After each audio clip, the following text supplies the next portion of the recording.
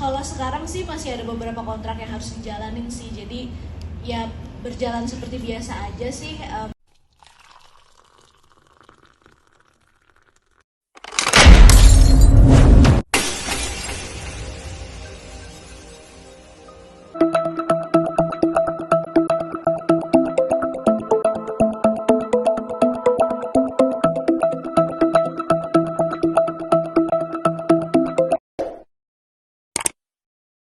Sebenarnya sama kayak nama aku ya, jadi Syafa artinya itu murni, suci, Nina itu perempuan yang ramah dan anggun gitu. Jadi Syafa Nina anak perempuan yang suci, ramah dan anggun.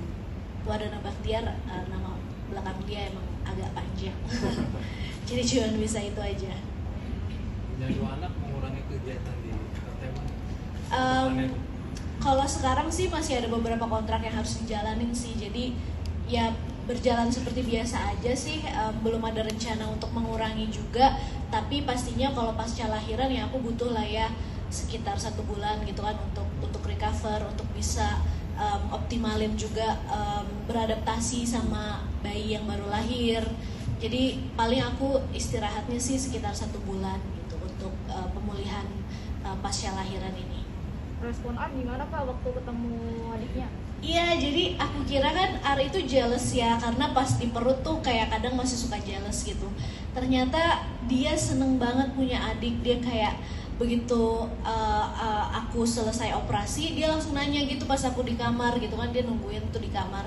Adik mana mama, adik mana? Ntar ya adik masih belum ada, mama juga belum ketemu adik gitu. Terus dia nanya lagi besoknya gitu kan, dia nggak nginep tapi dia cuma visit doang tuh. Besoknya, mama adik udah ada belum? Bentar ya nak, adik belum bisa kita lihat gitu, adik masih di ruangan dokter, aku bilangnya kayak gitu. Jadi dia sangat-sangat menanti adiknya. Terus yang awalnya sebelum lahiran tuh dia bilang ke aku kayak, nanti kalau mama lahiran aku nggak mau ke rumah sakit, aku mau tunggu di rumah aja. Tapi begitu kayak sekarang pas dia udah tahu kayak mamanya lahiran, terus dia bisa ketemu adik, dia langsung yang kayak, aku mau ke rumah sakit, aku mau lihat adik kayak gitu. Terus akhirnya ketika ketemu pertama kali juga seneng banget dia kayak, Ar happy banget Ar punya adik kayak gitu. Terus dia kayak gemes banget sama adiknya, kayak adik semuanya kecil, pipinya kecil, telinganya kecil gitu. Terus dia main-mainin gitu. Dia gemes banget sih. Terus dia kayak, mama aku boleh gendong adik nggak ya, padahal dia juga masih kecil kan ya. Jadi kayak ya udah kita pegangin gitu. Jadi alhamdulillah sih ternyata reaksinya di luar dari ekspektasi aku ya. Aku kira dia bakalan cuek aja gitu sama adiknya, ternyata dia ngerasa happy juga dan seneng banget punya adik. Alhamdulillah. Tapi ceritain dong, kemarin kemarin juga anaknya sempat kerinci, gimana ceritanya sampai bisa ke ruang ibu sendiri juga seperti apa? Iya, jadi ada beberapa hal yang mesti diobservasi sih kebetulan. Aku juga nggak terlalu paham sih nama termsnya apa dari segi medisnya. Intinya sih ada dari sisi pernafasannya sama level glukosanya yang harus diperhatikan dulu, sehingga harus ditangani di NICU. Itu aja sih yang bisa aku share gitu. Cuman 24 jam aja sih dia diobservasi. Setelah itu alhamdulillah semuanya sudah baik, sudah normal, dan ya sekarang udah menjadi newborn yang bisa aku take care seperti biasa gitu. Asi udah keluar mungkin? Alhamdulillah udah keluar ASI. Kak Tasya untuk mengurusnya sendiri ini memilih menggunakan babysitter atau enggak? Kayaknya sih pakai babysitter ya, karena aku pengen ya get as much help as I need aja gitu. Mengingat juga punya 2 anak kan, jadi biar bisa bagi waktu juga, biar aku juga bisa kerja, terus juga biar lebih nyaman aja sih gitu. Cuman memang ya nggak semuanya dikerjakan babysitter juga sih, pasti kan bagi-bagi tugas ya. Sama Randi juga aku ya lebih considernya karena punya 2 anak juga sih. Kalau untuk kehamilan yang kedua ini melakukan program atau memang alami? Kita alami, cuman memang terencana. Jadi memang udah direncanakan. Sebelumnya memang aku kan program KB dulu, maksudnya masih pakai KB. Jadi ketika merencanakan ya harus butuh waktu untuk lepas KB dulu, terus memperhatikan siklus. Terus di Brawijaya juga bisa tanya-tanya sih sama obginnya gitu, kira-kira apa yang bisa dilakukan untuk ini ya membantu fertilitas ataupun kesehatan kita gitu, supaya bisa subur dan juga bisa sesuai rencana juga. Terus nanya-nanya tips kalau misalkan mau anak perempuan harus kayak gimana, di sini juga ada tips-tipsnya gitu kan.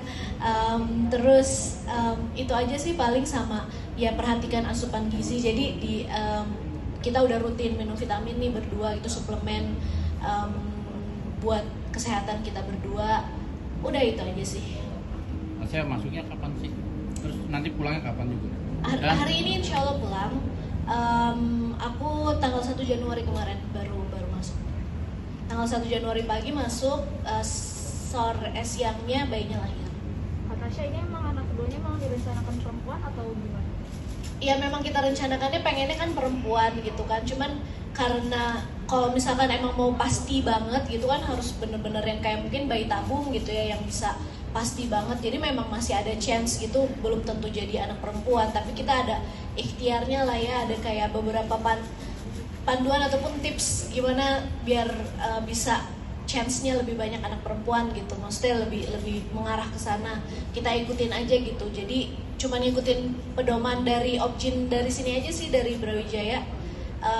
Sisanya berdoa aja gitu kan, kayak ya semoga kesampaian. Tapi kalaupun nggak kesampaian juga nggak masalah gitu. Yang penting kita rencanakan punya 2 anak gitu. Terus alhamdulillah ternyata bener kesampaian anak perempuan. Dokter, proses kelahirannya ini Tasya gimana? Ada kesulitan nggak sih? Terus sampai dia katanya kelayangan gitu gimana sih?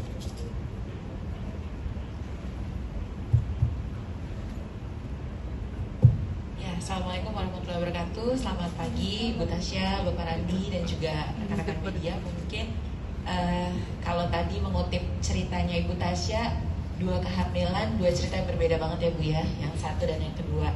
Mungkin proses secara detailnya nggak bisa kita jabarkan di sini karena juga menyangkut hal-hal klinis gitu ya.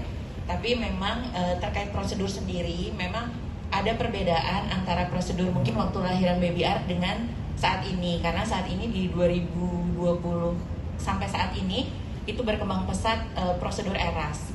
Prosedur ERAS sendiri memang tujuan utamanya adalah mempercepat penyembuhan dan meningkatkan kenyamanan kepada ibu dan kepada ibu, sehingga mempercepat proses pemulihan. Nah, itu harapannya sehingga si ibu bisa segera bisa hands on ke bayinya, bisa lebih merasakan happy selama persalinan.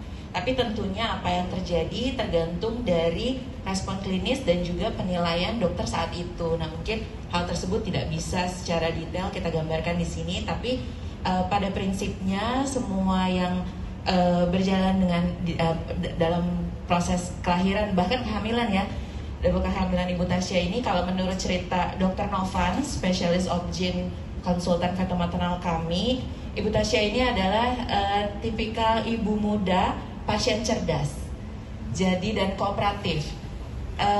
Selalu bertanya terkait proses kehamilan, selalu bertanya terkait proses kelahiran, dan itu salah satu hal yang menjadi